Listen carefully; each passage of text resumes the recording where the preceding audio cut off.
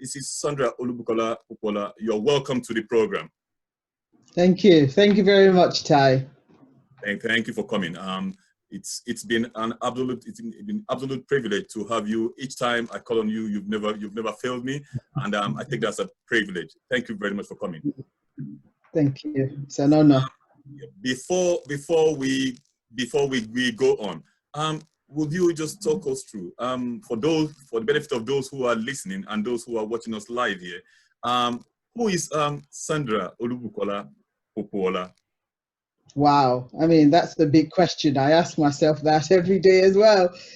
So Sandra was born in Nigeria some decades ago. I'm not going to tell you how many decades ago, but you probably can guess. So I was born in Nigeria, and so I grew up in Nigeria with so many siblings within the family, and you know, just growing up enjoying being in Nigeria.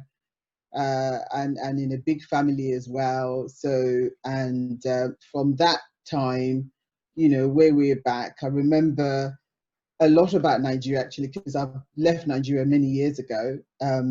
So for me, it's always important for me not to forget about home. So Sandra is somebody who is very active in whichever community I find myself. Sandra is somebody that passionately believes in people and the fact that we're all here for a purpose in this world, and therefore always seeking to find out what that purpose is. So I'll leave it for that for now. All right, that's wonderful, Sandra. Thank you very much. Thank you very much. For I know you very well. For the benefit of those who are just meeting you or who just seeing you for the first time, Sandra lives in the United Kingdom, and as they say, charity begins at home. Sandra Olubukunola Popoola, OBE was invested with the order of the British Empire in 2019. Sandra, there is a reason. Not just everyone is being invested with this, I'll call it a massive thing, especially for Nigerians with a negative image all around the world. You see, have a lot of Nigerians who represent us positively everywhere we go. Could you just talk us through what has been your drive to become so charitable, home and abroad? Right. Yeah. So I've been thinking about this because I get asked a lot, you know, how did it happen for you and everything. And I think, first of all, I want to say it's the grace of God. It's not because I'm special in any way. I think it's the fact that, you know, because we all believe in humanity.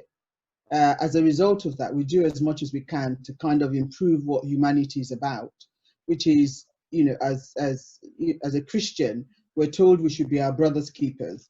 So for me, charity has always been in, you know, part of me. I grew up in a charitable family in a way, with my parents being quite charitable, to the point where my dad built a church back in Nigeria and spent most of his life really serving people. So growing up in that environment, there was no other way but to follow that route.